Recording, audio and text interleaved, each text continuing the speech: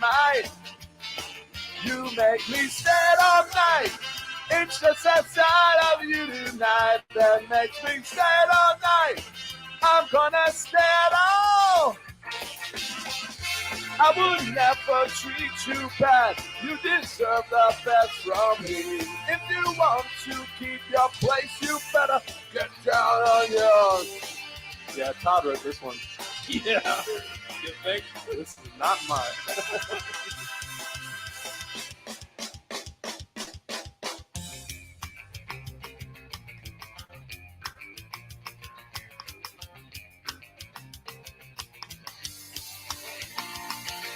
Stand all night, I got a right.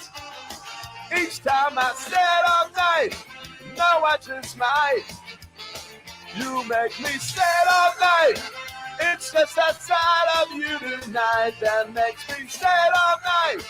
I'm gonna stand all night. R.I.P. Todd.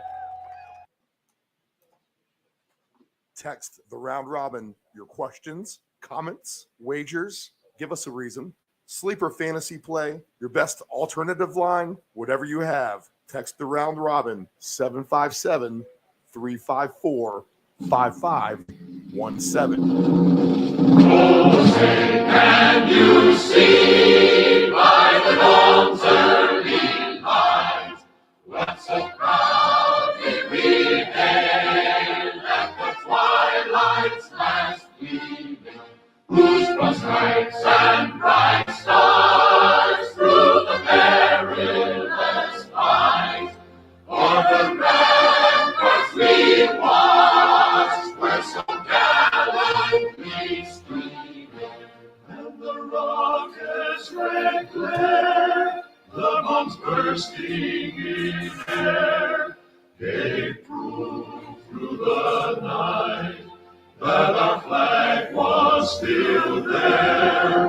Oh, take us that star-spangled banner yet wave, for the land of the brave and the home of the brave. This is the Deep End Broadcasting Network. You are tuned in to the Round Robin with Stephen Murray on Deep End Broadcasting.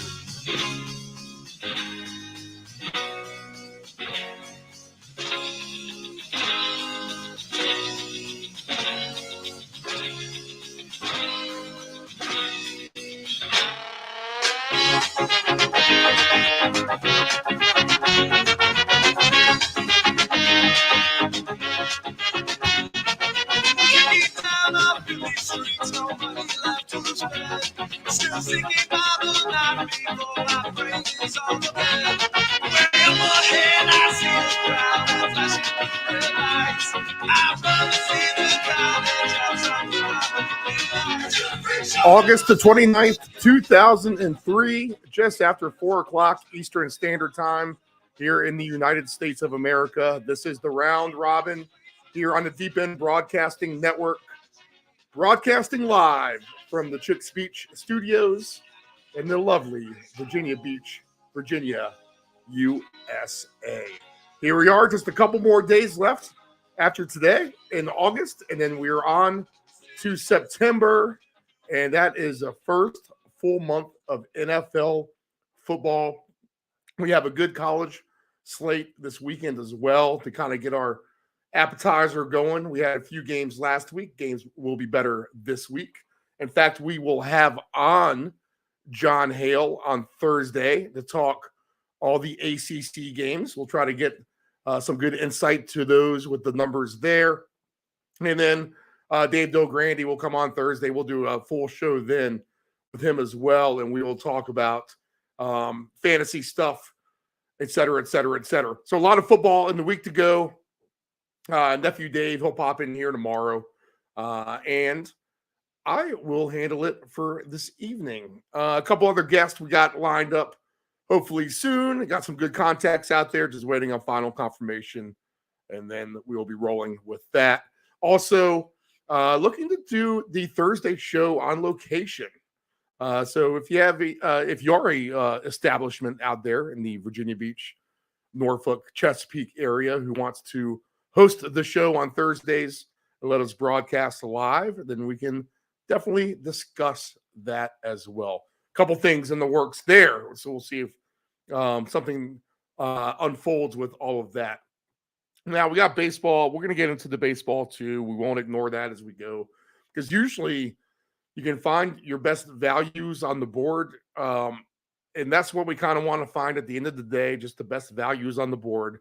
Once football comes, then that kind of floods the market with all kinds of different things that we have going on. Baseball is still hot and heavy, and there still is good opportunity. And we'll look for some of that today as we try to identify the hot teams, the teams that are cold, and it's your usual suspects. Really, the bad teams are bad this time of the year. The good teams are good. When the good teams are playing the bad teams, it is an absolute pound job in that regard. So we'll go ahead and look through all that. We'll get caught up in the standings and all that a little bit later. But first, we will talk some football. And let's go ahead and talk Survivor strategy week 1, because I think that's a good idea that we can kind of get into now with our feet getting wet. We know who has made the rosters. And whatnot, and the transactions that are happening, even a couple trades today as well. But Arizona, and this is a good lesson for you people if you're new to the show, is really we always want to look forward. I don't want to talk about old news here at 4 o'clock of what happened yesterday. I mean, no one cares about that anymore at this point. We're always going to look for things for tonight, in the future, and we always move forward. We won't beat dead horse with discussing stuff that has already happened, and that if you've been listening to sports talk radio all day long, then the repetitive redundantness, whatever you want to call it, we won't pound on that. But I will a little bit right now with Kyler Murray being put on the PUP list for the Cardinals, and then they go ahead and cut Colt McCoy as well. So I don't know if this is a complete it just has all of the makings of a tank job, the most obvious tank job of all time, maybe, and the earliest tank job of all time with the Arizona Cardinals. And that will kind of transition into our discussion now with Survivor picks. I'm in the Pocono Manor pool, which is a good one, up in the Poconos. We'll do something with those guys. Also, we have the local one here with CP Shuckers, the Survivor pool, and then we have a couple other ones we'll try to get involved with as well. So Survivor is always fun. If you don't know how Survivor works, it is basically just pick one team, not against the spread, to win in that week. And if they win, you survive and you advance to the next round. The idea is just to be the last person standing and home the prize from there. Usually, if you get down to 2 or 3 people, you may make a deal to chop. Otherwise, if you don't know who you're dealing with, you probably end up going all the way, unless you can figure out who you're playing against and then make a deal with them to chop, whatever. I know everyone likes to guarantee themselves a profit. I could go either way. I think I like to chop a little bit and then actually play for some as well. I don't want to make a deal and end it early. I'd still want to play for some aspect of getting all the way there in Survivor.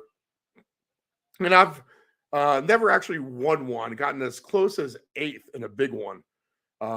In fact, we got to Christmas break and the Seahawks lost to Carson Wentz and the Arizona Cardinals at home. So Russell Wilson bit me that game. The Cardinals won in Seattle on that Christmas Eve, and that was a bad taste in my mouth to go that long and to get kicked out. So the Cardinals are going to be a bad team this year with Murray, obviously, on the PUP list. Also, Colt McCoy, who has won some football games in the NFL before. So it's not like Colt McCoy has been bad. But the Cardinals are definitely tanking. So in my mind, when we talk Survivor picks week 1, and one of the basic strategies you could go with right now is that you could take the Cardinals, all right, and play against them most every week that you want to, knowing that they're probably only going to win a couple of games. Now, obviously a tie gets you a loss and the survivor picks or whatever.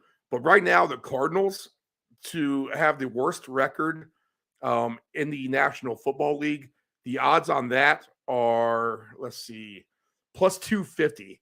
So that is a prohibited favorite for the Arizona Cardinals to be the team with the worst record whatsoever. And if you go down their schedule, it is absolutely brutal. So when we talk strategies for Survivor, the first opponent for Arizona are the Washington Commanders. Now, the Commanders had a great preseason, 3-0. Things look up with Sam Howell and company. They seem organized. They seem hungry, and that's a key word here. And they're going to be at home against an Arizona team who, quite frankly, I don't know what they're going to be like on offense. Probably pretty bad, I'm assuming. The line is only 7 in the game, and the over-under is 38.5. But I'm not going to expect Arizona to, with a quarterback situation, come anywhere close to winning this game, to be honest. So the Commanders showed me good stuff in the preseason. We said keep an eye on Sam Howell.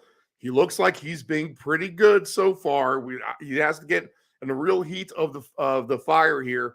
But in week 1 at home with a new ownership, good feelings, I think you're going to have a good, strong crowd behind them in this game, and they can beat up on the Cardinals. They really, really can. So survivor strategy for me, I think for week 1 would just be simply to go take Washington. Now, here's the other deal too. When you look down at Washington's schedule, when is your next best opportunity to take Washington? So let's see if we can pull up their schedule. No, we don't want preseason week 3. Where are the Commanders? Okay, so we'll click on these guys. I was looking at it earlier, and it's not the best schedule. And, the shortcuts are pretty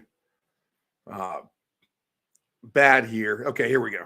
So the full schedule for the Commanders is this. Okay, yes. No, get out of here. All right. They want to give me all the home games. You got to be kidding me. Okay. Commanders at home. We'll look at that since this is the stupid way they want to show it to me real quick. This is NFL.com or the Commanders.com, by the way, through NFL.com. So get your schedule in order, people, on the website. Okay, Cardinals at home. They have Bills at home in week 3. Not a good chance to use them then. And this is, of course, maybe going on to theory too, since we're looking at all the home teams here. You want to use your survivor pick usually at home if you can. Distinct advantage at home. So Washington home games. Cardinals week 1, Bills week 3, Bears week 5. You don't know what the Bears are going to be like. Honestly, they could be 2-2 right then. They could be 3-1. They could not have won a game. They are one of the more mysterious teams to me for sure. Eagles at home week 8. That's a hard game. Week 11, the Giants at home. That's never a gimme, especially in Survivor. Week 13, Dolphins at home. That's a tough game. In week 17 and 18, 49ers and Cowboys at home, if you're even around at that point, if Survivor is even still happening. So the layup at home is to take Washington against Arizona, I think, week 1. And, probably everyone will. But go ahead and survive in advance. You're going to get a few tricklers taking some other teams. Let's see what some other opportunities are. I don't think anyone's going to get frisky with Kansas City as far as a survivor pick goes. Pittsburgh and 49ers is basically a game you can't pick for a survivor. Neither are the Falcons and Panthers. You got to throw that one out. Now, the Ravens, you might get some Ravens over Texans for sure. I could see that. Cleveland and Cincinnati, no dice.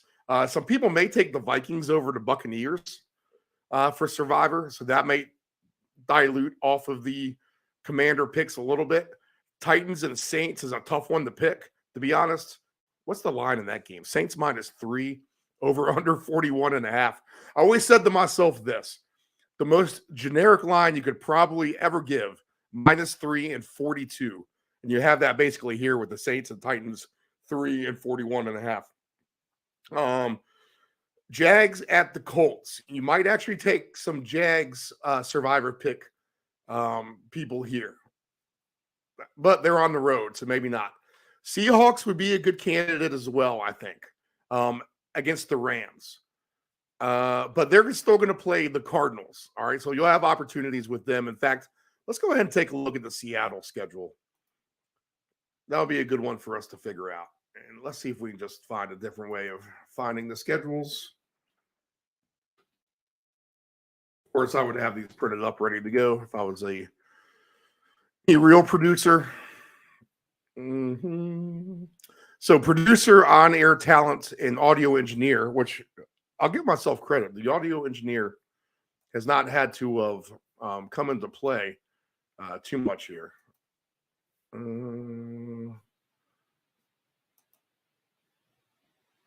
Okay. Seattle Seahawks schedule. Home games here. Okay. At home, they have the Rams. That's a survivable pick. At the Lions, home against Carolina. You could use them then for sure. New York, bye week. At New York, Giants, that is. At the Bengals, home against the Cardinals. You could use them then. Home against the Browns. If you're getting late into the season, I could see that as an option. At the Ravens, home against Washington. Will that still be a tough game at that point if Washington can hang in that long in the season? And maybe a better game than we think right now. At the Rams, you could probably use them then. See, the Seattle's the one team you could actually use on the road. They don't play the Cardinals until the last game of the season. They have the 49ers twice in the last 6 weeks. In fact, you won't use them at all at the end of the stretch. What a way to end the schedule for Seattle. This is right up against Thanksgiving. This is actually Thanksgiving night. So home against the 49ers. The next Thursday game will be home or at Dallas. So a Thursday night game at Dallas. That'll be good. At the 49ers after a 10-day break. So the 49ers twice in a 3-week span. They'll get the Eagles at home, the Titans on the road, the Steelers at home, and then the Cardinals on the road. So your best opportunities for Seattle and Survivor look like it'll be against the Rams week 11, if you can last that long. But really week 3 against Carolina looks like one you would think that they would win that game. So if you plan ahead, that would be the way I look at it now too. So let's go look at it as far as a weekly perspective. So if we like Washington week 1 and we like Seattle maybe in week 3, then let's go ahead and get week 2 lines up, or not even the point spreads. We don't need those. Let's see what we got potentially for candidates in week 2. So Vikings at Eagles Thursday, not a survivor game. Packers and Falcons, not a survivor game. Colts at Texans, not a survivor game. Seahawks at Lions, not a survivor game. Chargers at Titans, probably not. Raiders at Bills, maybe. You maybe take the Bills there, and we'll take a look at their schedule in a second. Chiefs at the Jaguars, probably not. Ravens at Bengals, hard game. Bears at Buccaneers, interesting game and hard to pick. 49ers, I think you could definitely take them against the Rams. You could swallow a road team there. In fact, the Giants or 49ers may be angry if they lose at Pittsburgh. You might get a really fired up defense taking it all out on the Rams. I could really see that actually happening. The Giants at the Cardinals. Now, here we go with the Cardinals again. Giants, do we want to take them that early? I don't know. Maybe. So they're a candidate. Jets at Cowboys, no. Commanders at Broncos, no. Dolphins at Patriots, no. And a doubleheader of 2 games we probably won't take. Panthers at home hosting the Saints. I mean, when are you going to take the Saints? They have a weak schedule. Let's look at the Saints schedule. Let's look at the Bills schedule. And let's look at the schedule for the 49ers and the Giants. All right, so we'll do those 4 teams. Let's do the Giants first since I brought them up. Okay, the Giants. For Survivor, Cowboys at Cardinals, yes. 49ers, no. Seahawks, no. Dolphins, no. Bills, no. Commanders, no. Jets, no. Raiders, maybe. Cowboys, no.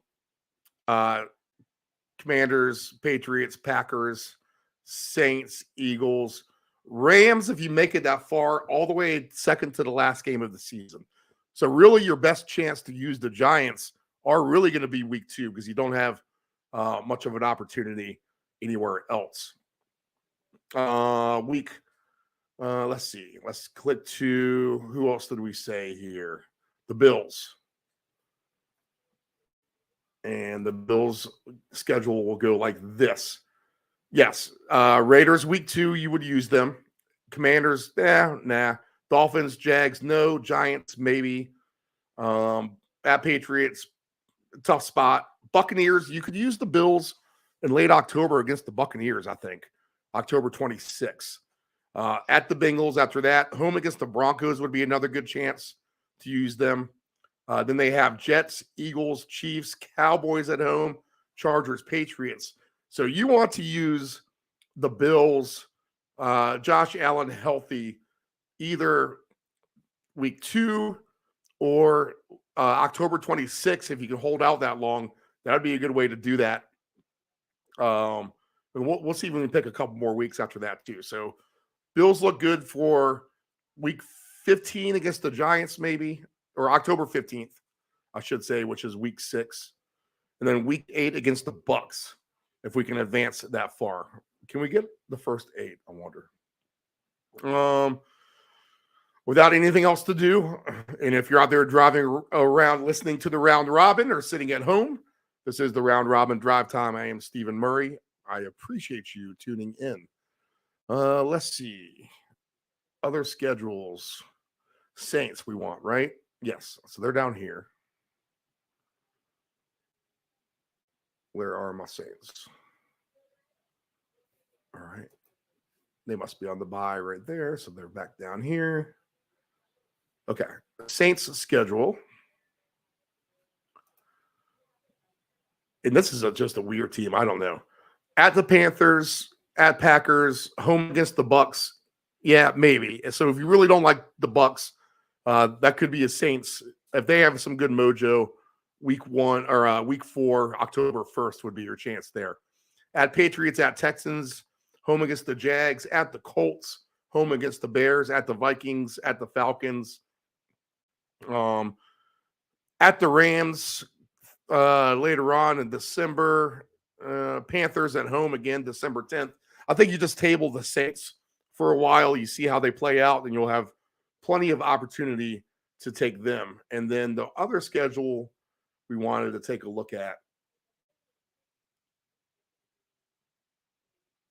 The Giants.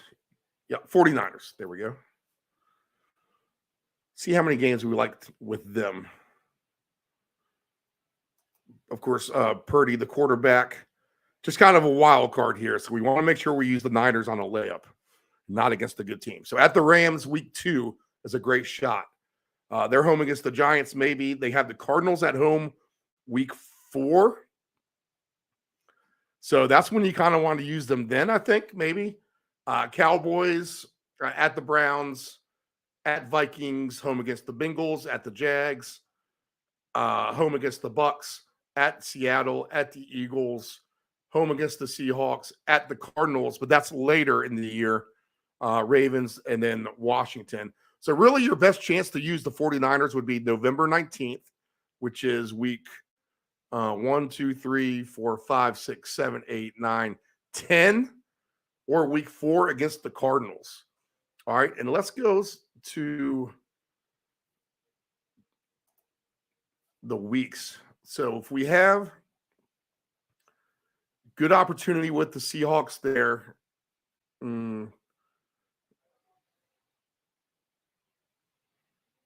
yep. So Seahawks have us covered week 3. Week 2, we'll just use the Giants.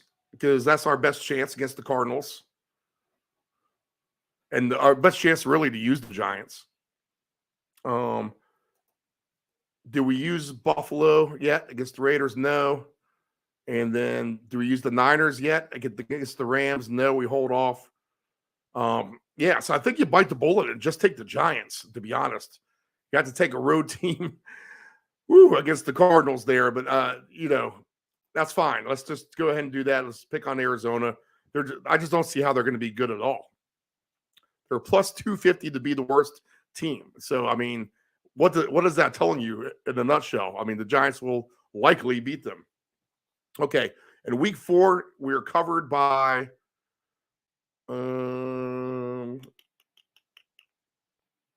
let's see. Yeah, the 49ers, if we want to go that route. And then any other week 4 games stick out to us overall. Rams and Colts, not really interested in that.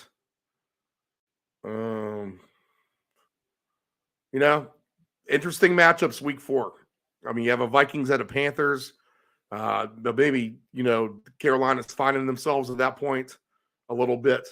Yeah. See, there's the 49ers week 4. Okay. So we'll use the 49ers week 4. Or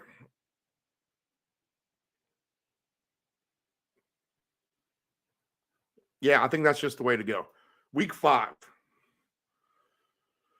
Bears at Commanders, Jags at Bills, Titans at Colts, Texans at Falcons, Panthers at Lions. I think the Lions might be a good one to use right there. Week 5. Saints at Patriots, Giants at Dolphins, Ravens at Steelers, Bengals at Cardinals. Again, there you go. I mean, the Bengals are in a tough division. Pick on Arizona time. Really? I mean, this might be a Bengals layup here. I mean, you could literally pick against Arizona, I think, these first few weeks and be comfortable moving forward. Eagles at Rams. That would be another one. If you want to use the Eagles, another team in a tough division. In fact, let's look at those two teams' schedules real quick and see the opportunity for them ahead of this game. So Bengals home game away at Cardinals is by far. Well, they got the Rams at home too, week 3. But I feel like we already have a team there. But we still keep that open as an option. They got the Colts at home December 10th. The Texans at home November 12th. Every other game's pretty hard, so maybe the Bengals are to pick here. And then the other team is the Eagles. Winnable games for the Eagles. I mean, you have them at the Bucs week 3, but home games against the Commanders. Home against the Cowboys. Home against the Dolphins. At the Rams. That's October 8th.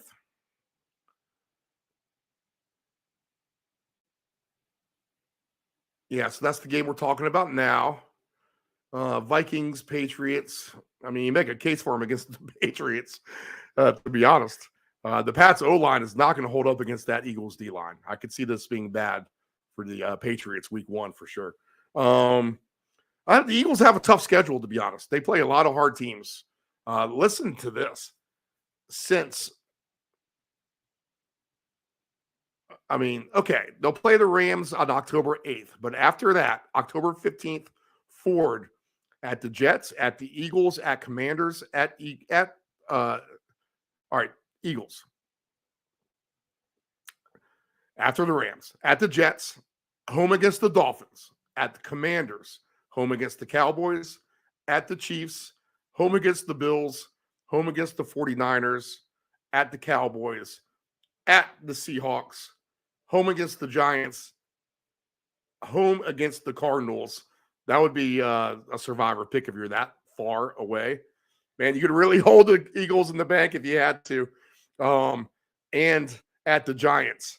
So the best chance to use the Eagles would be here in this Rams game, week 5. So we saved the Bengals, right? I guess. Week 6, Broncos at Chiefs, Ravens at Titans, Commanders at Falcons, Lions at Bucks. 49ers at Browns, Saints at Texans, Panthers at Dolphins. This would be a good week to use the Dolphins, I think, to be honest. Seahawks at the Bengals, Vikings at the Bears, Colts at the Jags, Patriots at Raiders, Cardinals at Rams, Eagles at Jets, Giants at Bills, Cowboys at Chargers. All home games. I think the layup is the Dolphins, to be honest. That's a hard schedule right there in week 6. And the Dolphins, if you're going to look for times to use them, especially with home games, is there anyone else at home better than playing Carolina? Let's see. They got the Giants at home. They got the Broncos at home. Raiders at home. Interesting. Yeah, that could be one. Titans at home, Jets at home, Cowboys at home, at Ravens. The Titans, they should be able to win that game in December. But you could use them, I think, right here against Carolina. I think if you find a good mesh of picking against the Rams, Carolina, and the Cardinals, you can really navigate yourself through the schedule pretty good here. As we're all the way through week 7, is it? Are we? Is this where it is? Let's see. Yeah. Okay, so week 7, I mean, Steelers at the Rams. I mean, a good chance to use the Steelers there in week 7, right? Cardinals are at the Seahawks. We didn't use them yet. All other games a little bit tougher. And then week 8,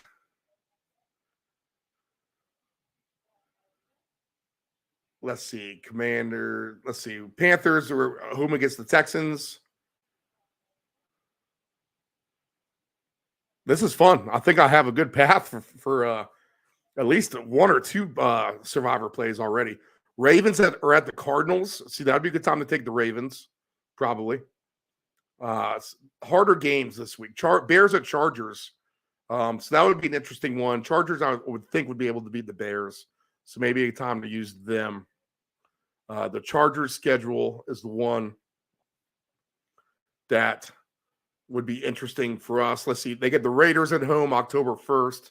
Cowboys at home after that. Bears at home. They get the Lions at home. Ravens at home. Broncos at home. That's in December. Man, you could really put the Chargers in the back of your pocket here for someone against the Broncos till you get to late survivor pick. And it's always good to have some good teams in your pocket. And right now we're using some teams that you wouldn't normally use if we use the teams like the Giants and teams like the Commanders. I mean, we spent the Bengals, 49ers, but we still have some good stuff to work with. Week 9, let's see here. Good survivor pool strategy for week 9. Rams are at the Packers. I mean, there you go. I mean, we haven't used the Packers yet. Good chance there. Panthers host the Colts, so we'll stay away from that. Rams at the Packers, and the Cardinals at the Browns. I mean, the Browns are a good team. I mean, that's going to be an option as well too. Haven't used the Browns. Good time to use both of those teams. And you kind of consider that Lambeau months. Panthers are at the Bears on Thursday. That'd be kind of a harder one to take, I think. Falcons at the Cardinals. I mean, could that be the Cardinals' first win? Maybe. So we'll stay away from that. Any other games? This is where it gets tricky for us because of bye weeks. Bengals are home against the Texans, but maybe we've already used the Bengals, right?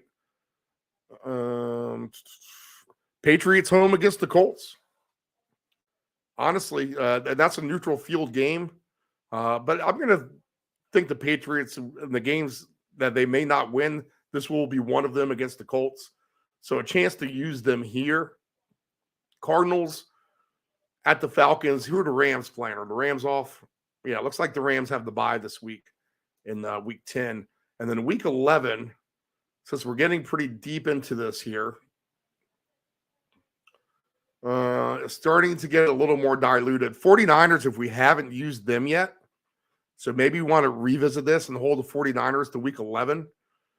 Jets are at the Bills. Let's see. Seahawks are at the Rams. It sounds like we've used them. Vikings at the Broncos. That's a weird game. Eagles at Chiefs. That's a good Monday night game for sure. Bears at the Lions. We may have used the Lions already. Cowboys at the Panthers. This would be a good one to use the Cowboys. They'll fill that stadium well with Cowboy fans, probably at that point at the season too. So a good chance to use the Cowboys there in week 11. Week 12, Thanksgiving. Let's see. Packers and Lions, Commanders, Cowboys, 49ers, and Seahawks, all hard games. Dolphins at the Jets. Saints at Falcons, Jaguars at Texans, Bengals, Steelers, Panthers, Titans, Buccaneers, Colts, Cardinals, Rams again, Bills, Eagles, Chiefs, Raiders. That might be a time to use the Chiefs, to be honest. We haven't talked about the Chiefs yet. So all the way into week 12, cover ourselves with Kansas City. Let's see here. This is getting harder. Week 13. We've used Cowboys, Seahawks. We used the Dolphins, Commanders. So those teams play each other, and that helps in that regard. Panthers and Bucks, not something we want to do. Steelers, if we haven't used them yet. Have the Cardinals. What we need to do is get a big poster and pick the weeks and put these teams their best weeks to use them. And there's just kind of finagle it from there. And that will automatically cross us into a good list, I think. Lions at Saints, Chargers at Patriots, Broncos at Texans, Niners at Eagles, Browns at Rams. There you go. Use the Browns if we haven't used them. Bengals at Jaguars. Yeah, a little bit harder. Okay, week 14, Patriots, Steelers, Rams at Ravens if we haven't used the Ravens yet, which we probably can hold off. I mean, we've had better options. Texans at Jets, Lions, Bears, Jags at Browns, Buccaneers at Falcons, Vikings at Raiders, Seahawks at 49ers. Okay, we get the point. I think we can get pretty deep anyway, and then it's going to definitely get harder for us. We're going to start to have to reach against with some teams that, some Vikings at Raiders, that kind of thing. But it looks like we can kind of get closer to week 14 and 15 and kind of go from there. And, of course, injuries will kind of dictate things at that point as well. All right, let's go ahead and take a break. That is your survivor strategy. Good. That's it. Take the Commanders week 1, build from there, pick against the Rams, pick against the Carolina Panthers, I think, for a little bit, and pick against the Cardinals. If you can kind of mismatch with those teams. And, Carolina's going to be decent, but are they going to be able to beat like Miami and Miami? Probably not. So that's where you're going to have to find them. And I feel like we can go through a good portion of the schedule, though, with a good plan here as far as Survivor goes. Okay, let's go ahead and take a break. After this, we're going to go down the whole baseball slate as we have Major League Baseball to get to. Pennant races are hot and heavy. We'll get through the standings, see where everyone is in the wild card, see if there's any good future numbers available in terms of playoffs. And we'll go through the card for this evening as everybody is under the lights. Good teams bashing bad teams. We'll see who's hot, we'll see who's cold, and we'll see who can beat up on who right after this.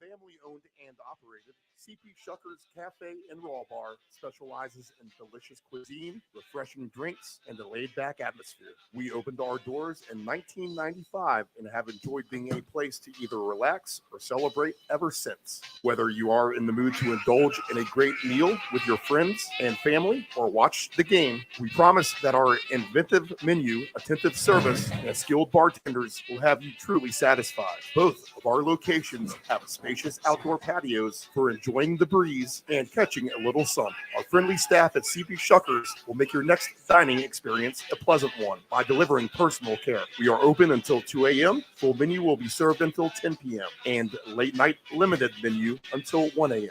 For larger parties, please give the location of choice a call. Pacific Avenue, 757-425-8676 or Shore Drive, 757-412-2929. More information at cpshuckers.com. Thank you for your continued support and have a shuckin' good time. Hey, does your home have algae or stains on the siding? Is there grime built up on your deck or brick patio? Coastal Pressure Washing Services has a warranty of professional services. From pressure washing to window cleaning to deck and fence staining, as well as dryer vent cleaning, you got it all. Call Coastal Pressure Washing at area code 757-439-9810 or visit our website at coastalpressurewashing.net. Again, call Coastal Pressure Washing at area code 757-439-9810 or visit our website at coastalpressurewashing.net. Dependable Solutions can provide all voiceover services for your advanced audio production needs. Think of us as an inexpensive option, no matter what the size of the project is. From one-word cameos to full script productions, contact Dependable Solutions at 757-354-5517. Do you want to advertise with Deep End Broadcasting? Send us an email at deepend757@yahoo.com.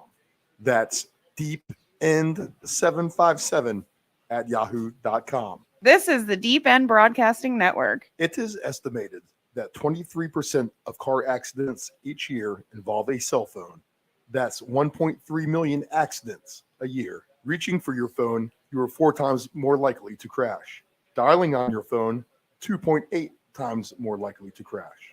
And texting on your phone, you are 23 times more likely to crash. Attentive drivers are safe drivers. Know your gambling limits. Don't ever bet what you can't cover. Wagering on sports is only fun when you do it the right way. Not every bet will win. When you get on a bad run, know it and avoid trouble. Know your gambling limits. Control your alcohol. Don't fight. Don't drink and drive. Your one punch could kill someone. It happens. If you're behind the wheel, you may think you are fine, but then the other driver is under the influence of texting, and then you are done. Control your alcohol. This is the Deep End Broadcasting Network.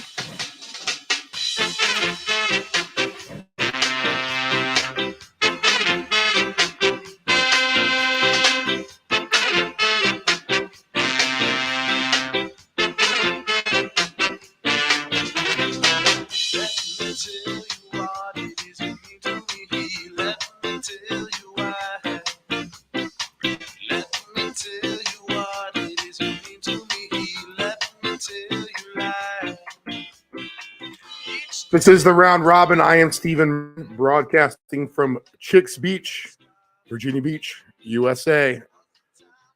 August the 29th, 2023. All right. The Pietasters, our house band, of course. Go check them out on tour and all over the world, really. But I believe they're in a bunch of places here around the Mid-Atlantic here in the next few months. Virginia, New Jersey, Pennsylvania. So find the Pietasters and go see them, people. Major League Baseball for tonight. I got the odds ready to go. And we'll go ahead and get the pitching matchups. The weather, everything else going on there.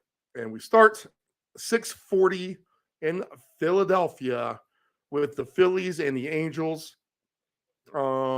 In fact, let's go back to the standings. We should start there as we go over who's hot and who's not, because this is going to somewhat apply to this game, I think.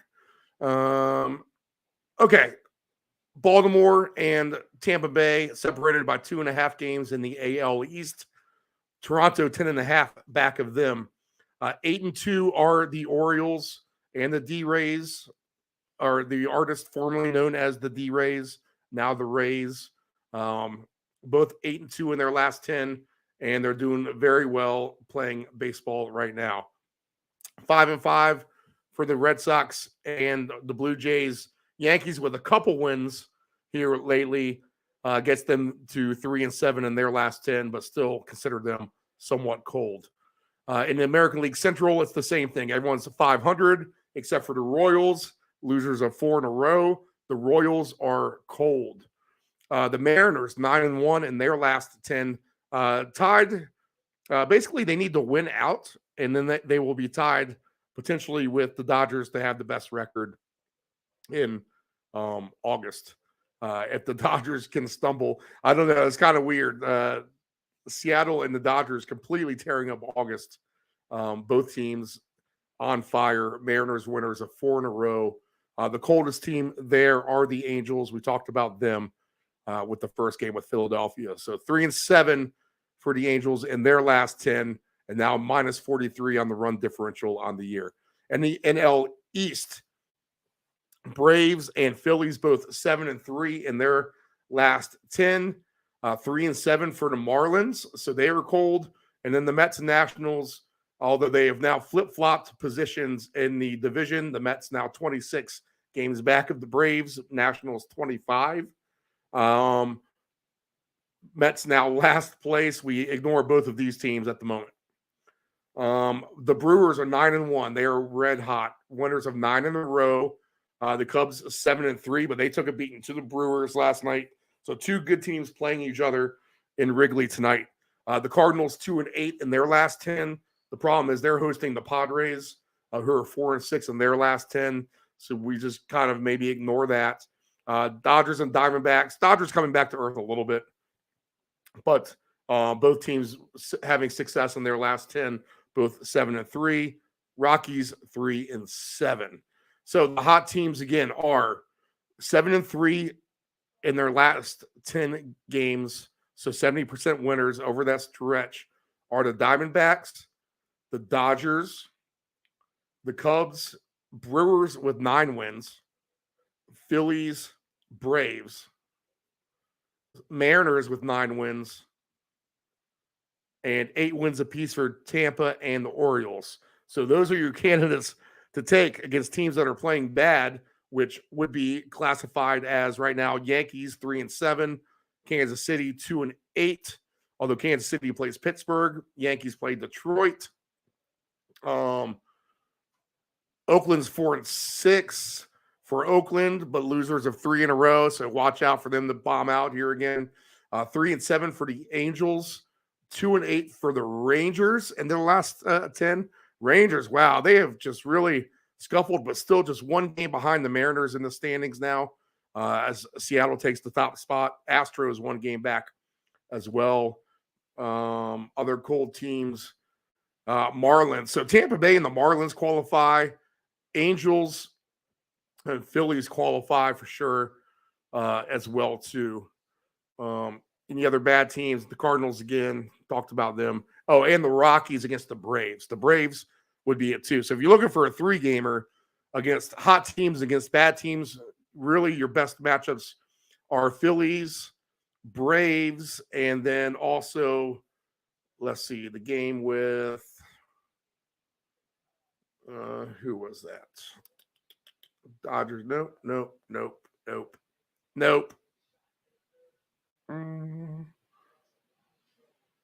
We just said it. Oh, Tampa Bay. Yes.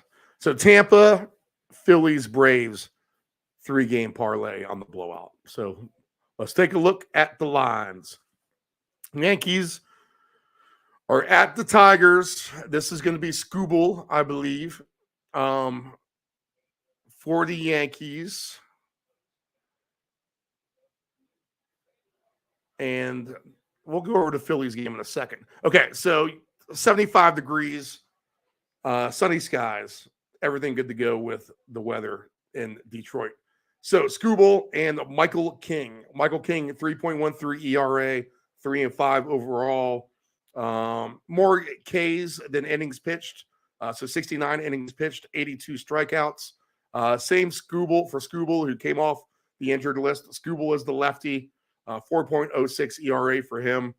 So decent numbers actually for both of these guys. King has given up more home runs than Skubal has, but they're both in bad form, to be honest. So you're just, I think, smart at the end of the day just to go ahead and pass this one by. All right, back to the Phillies and the Angels. Cloudy skies, 77 degrees in Philadelphia. The line for this game, Phillies minus 158. Over under is 9.5. Lorenzen and Anderson are the pitchers. Now, we talked about how cold the Angels have been, and the Phillies had the hot bats. Really, Harper is starting to really heat it up at home. Trey Turner is as well. Lorenzen has been up and down, but still a 3.69 ERA. He did have the no-hitter at home. He doesn't overwhelm you with strikeouts versus innings pitched. He does give up some home runs, but he doesn't give up a lot of hits either. Just 111 and 131.2 innings pitched. Tyler Anderson, the lefty for the Angels, 5-5. Inflated ERA at 5.35. More hits than innings pitched by him. Cadis walk ratio, not the greatest, and he gives up the home run as well. So a good recipe for sure for the Phillies to have success here tonight. So let's take a look at those guys. Minus 158 is fine if you want to take that.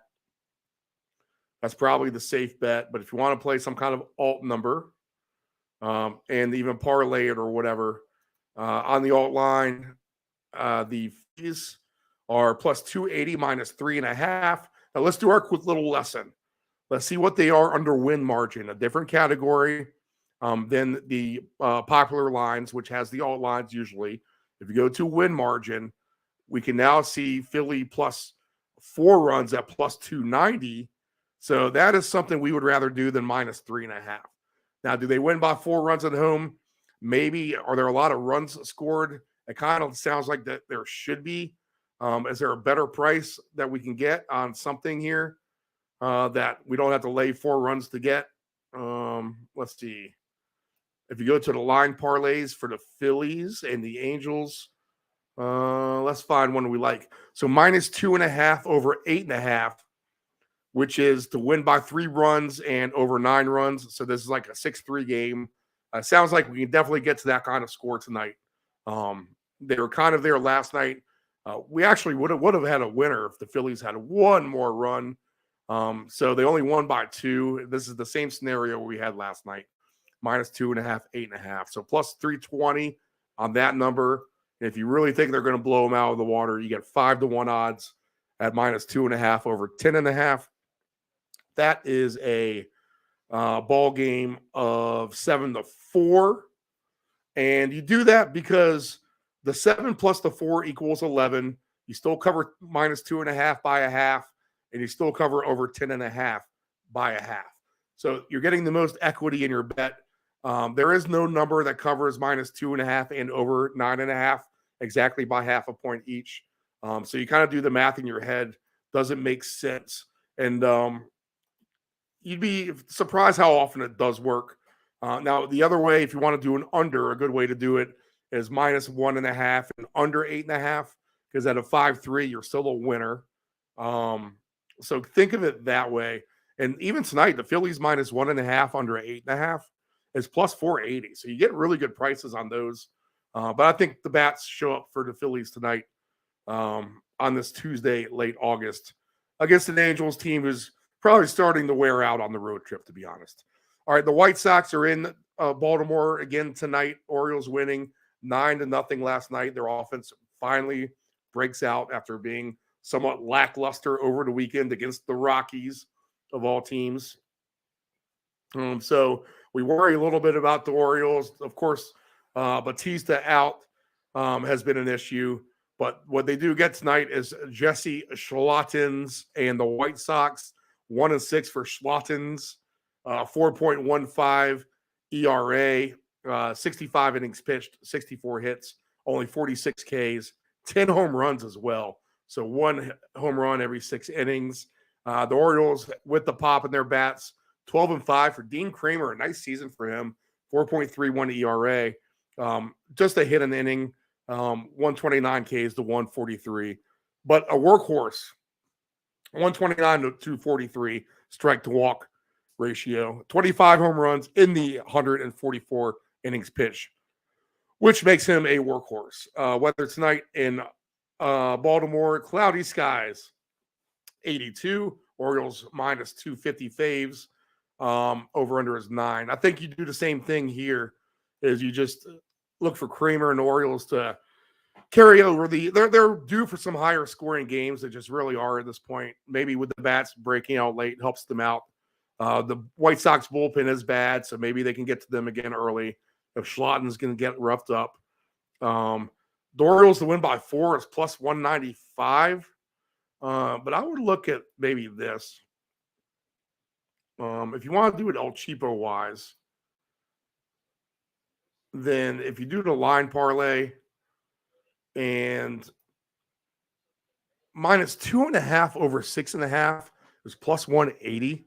I think that's completely fair. I think they get runs, and I think they win by at least 3 runs. If you want to juice that up, so you don't get you can't cover minus 2.5 over 7.5 by a half a point on either the over/under and the spread. There's no common score that makes that. So you're better off just doing minus 2.5 over 8.5 anyway. If they give it to you, sometimes they don't, sometimes they do. I don't know why they do. No, this one jumps to minus 2.5 over 9.5, which you don't get the cover each way by a half a point. Just if you do the scores in your head, people, is what I'm trying to say is to win by 3 runs and to get 10 exact runs, there's no score that does that. So 7-3 is you win by 4 runs, that's 10 runs. 6-3, you win by 3 runs, that's 9 runs, not 10 runs. Makes sense? So you want to do it where it makes sense. Minus 2.5 over 10.5 makes sense. So 4-1 odds, that's a 7-4 game. 8-3, 9-2. If the Orioles really blow it up, they could get it themselves. But 4-1 odds for that. But I like the minus 2.5 over 6.5 for sure, because you get plus 180 there.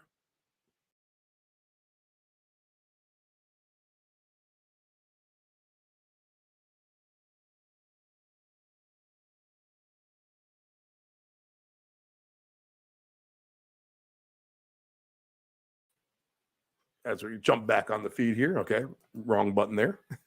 All right, as we jump back on the list of the games tonight, Major League Baseball slate. So far, good numbers on the Orioles, I think, and the Phillies, both teams at home.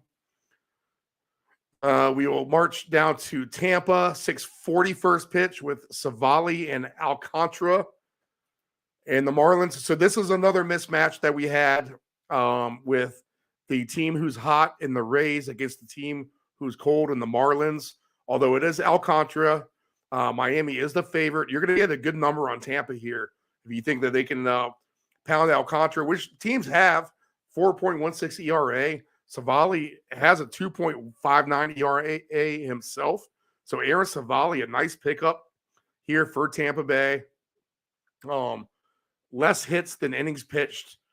78 Ks for Savali in 97 innings. 6 home runs, not too bad. That's pretty good, actually. So that's just a home run every 14 or 15 innings by him. Sandy Alcantara has given up 21 home runs, but in 171 innings pitched. Now talk about a workhorse. He's really eating it up. Not as many hits, 160. His Ks seem down to me, just 144 Ks. But Sandy Alcantara, 6-11 and 4.16 ERA. And the Rays did get to him last time, I believe, as well, too. Let's see. Career versus Alcantara, the Rays lineup. Let's see. Brandon Lowe is 5 for 12. Arozarena, 1 for 10. Paredes 0 for 4. Josh Lowe, 1 for 3. Yanni Diaz, 1 for 7. Siri and Raleigh, both 1 for 3. Pinto and Brujan, have not had any success against them. And no one has had success against Aaron Savali except for the catcher, Stallings, for the Marlins. And Stallings hits 8th in their lineup. So maybe this will be an under game, to be honest. But if you wanted to take the Rays to blow it up on Alcantara tonight, you're going to get paid a nice price.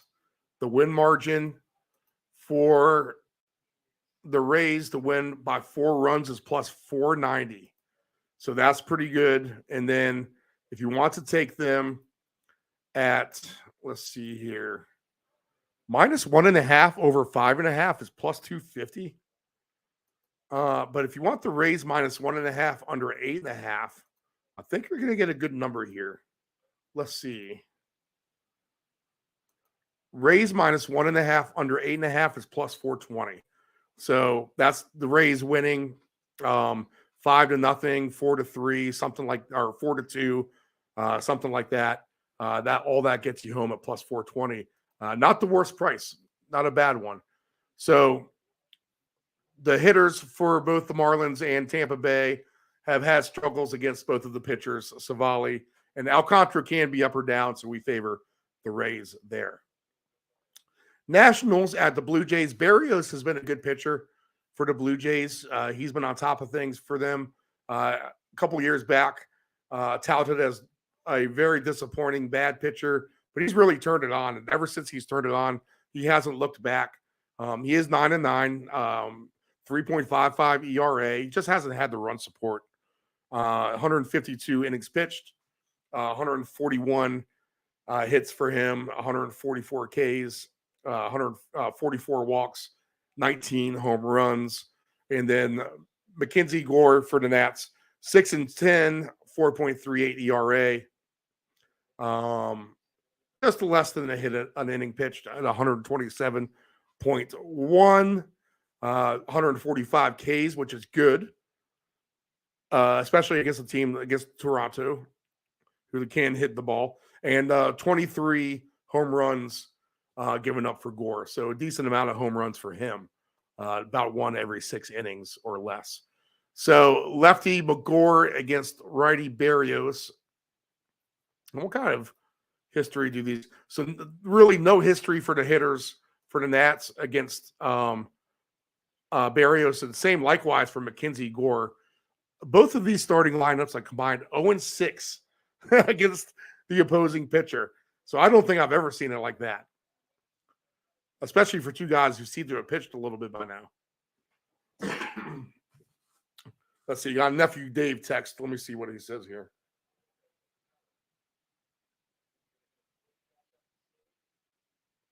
All right. We'll be in for tomorrow for sure. Okay. Next game on the board is Astros and Red Sox. The Red Sox have played 9 straight over games, and they have someone had their way with the Astros except for last night. 70 degrees in Fenway Park is the forecast. Boston with the slight favorite here, and they pounded this pitcher, France, who's going to be short on rest here, JP France. So he's short on rest. The pitcher scheduled for tonight ended up getting put in last night. He had to pitch earlier than it starts. So France gets bumped up here. And maybe the Red Sox with Brian Bayo can take advantage. 10-7 for him, 3.56 ERA. France has been good, but shaky as of late.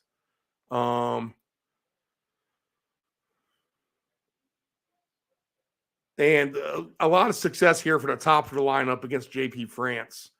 And limited appearances really for everyone against the starting pitchers. Bayo did pretty well in his last outing, just giving up 1 run to the Astros when he faced them in Houston last week. 4 RBIs total to the Red Sox hitters here. Let's see here. So it should be a Red Sox and over type of scenario, but I think you just take either or, and I think you're going to get a good number. Let's see. Red Sox if you think they're going to put the pound down on these guys at home, which they actually can, I think, for sure. Since France is going to be short on the rest, it's a good angle. Red Sox to win by 4 or more is plus 310. And if you want to take them in a line parlay, let's see what kind of number we can get here. Minus 1.5 over 9.5 is plus 290. I think you just take a chance on the Red Sox to win by 4, to be honest. Bayo's been a good pitcher, and I think you can lean on them at home. Now, they have played all these overs as well, too, but that's due to lose at some point. So maybe that's the night. I don't know. That's a tough one. I can make an argument for the over or the side or for neither. So I don't like that play as much as I would say Philly for sure, or even Tampa, or the Orioles. The Orioles bats will explode more likely than I think the Red Sox will on Houston, or Houston's on the Red Sox is what I should say for an over. All right, Rangers and the Mets. I just don't want any piece of this. The Rangers have been cold. The Mets have been bad. Haney and Quintana. The Rangers a slight favorite on the road, minus 136 over 8.5. So we'll pass that. Cleveland and Minnesota. Minnesota has been hot. I mean, they've been playing well. Cleveland, 81 degrees and sunny here at Target Field. Cleveland plays with heart. They've been playing, even when they lose, they play with heart, I feel like. Williams, the righty for Cleveland, is 1-5, 3.52 ERA, just 64 innings pitched by him. Lopez, 158.2 innings pitched. So behind Alcantara, Pablo Lopez is our most worked pitcher of the season that we've seen on the slate tonight so far. 158 innings pitched for him, 140 hits. Lopez 9-6 overall, 3.69 ERA. And Pablo Lopez has been good. He has some pretty filthy stuff. I would expect the Twins to win this game against the Guardians, but we'll go ahead and pass on that. It's just too up and down, really, for all those teams. The Twins are streaky good, streaky bad. I have a feeling that they'll win, but we'll go ahead and just pass on that. Thunderstorms now for Detroit and the Yankees, just FYI on that, as we are 1 hour and 30 minutes until first pitch. Padres and Cardinals. The Cardinals have been bad. The Padres can't get any run support. They couldn't score last night on the bad pitcher for the Cardinals, Wainwright, 84 degrees and sunny. So we'll go ahead and pass on this game, Cardinals and Padres. You just can't risk either one. Two good teams with the Brewers and Cubs. Over under is now 6.5 and minus 135. Is that right? The over under. Let me get that updated. Yeah, 6.5 is minus 120 with Burns and Steele. They must have the wind blowing in there at Wrigley Field. Two good pitchers here. The slight favorite to the Cubs. I just expect this to be what they're saying, a close, tight game. And if we're going to be moving lines, this game does not apply. Selsby and Raggins is the pitching matchup for Pittsburgh and Cleveland. I'm sorry, Pittsburgh and Kansas City. Weather for this game. Let's make sure we're in the clear. 84 degrees and sunny at Kauffman Stadium. The pitcher, Raggins, Cole Raggins, the lefty for the Royals, 5-4, 3.66 ERA, not bad. 59 innings pitched, 51 hits in that span. Colin Selby, the bearded righty for Pittsburgh, 5.91 ERA, 1-0 though, just 10.2 innings pitched here on the season. 16 Ks though, so good strikeouts in his 10.2 innings, and he's given up a pair of home runs as well. So we'll lay off of the Raggins and Selsby matchup as we have still too many unknowns with that one. Later games, 8:40, sunny skies, 81. with the Braves and the Rockies. Braves blowout winners last night, 14-4 winners over the Rockies. Acuna not attacked by fans, but knocked over by fans running on the field. So what was that? That's definitely crazy. Braves a big favorite here tonight. Over the Rockies, minus 255 over 12 runs is Charlie Morton against Peter Lambert. Morton 13-2, 141 innings pitched for him, 3.37 ERA. He's been good this year and every year. 1.29 hits for Morton, 157 Ks. So he really can pop you out with the K. Peter Lambert, 3-4, 4.92 ERA for Colorado. Just 71 innings pitched, but 14 home runs in those 71 innings. So he is bound to give up a few long balls tonight. Put it this way, Morton's given up 13 and double the amount of innings pitched than Lambert. So expect just a good outing by the Braves. I think whatever numbers you want to do for them is fine as well. Straight money line parlay with them and the other favorites, go for it. Why not? Alt line, win margin, whatever. 14-4 is a score last night. Then it could definitely be something of that sort tonight. So play around with the numbers, see what you like. Figure Braves and somewhat of a blowout. At least somewhat of a blowout. And, Morton doesn't give up much. So maybe they win 8-0, so be careful of that over. Maybe just more a Braves margin. Okay, 9:41, we have Kirby against one of the worst pitchers, Waldichuk for the A's. So it's going to be easy to pick on him with George Kirby. Let's see. The numbers for Ken Waldichuk, 2-7, 6.05 ERA, 110 innings pitched, 125 hits, 21 home runs. So a home run every 5 innings. And 111 Ks is about the one good thing he has going for him. Now you talk workhorses. We talked about George Kirby, 10-8 overall, 156.1 innings pitched, just 147 hits, 3.28 ERA, and one of the favorites here for the Cy Young. Let's see here. And if we go to the A's batters,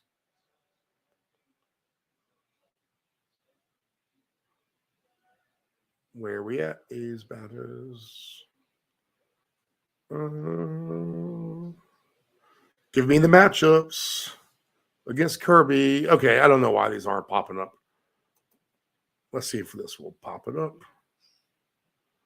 No, that's all the full stats. Okay, anyway, expect success by Kirby and the Mariners. They won 7-0 last night. Likely will be the same thing here tonight.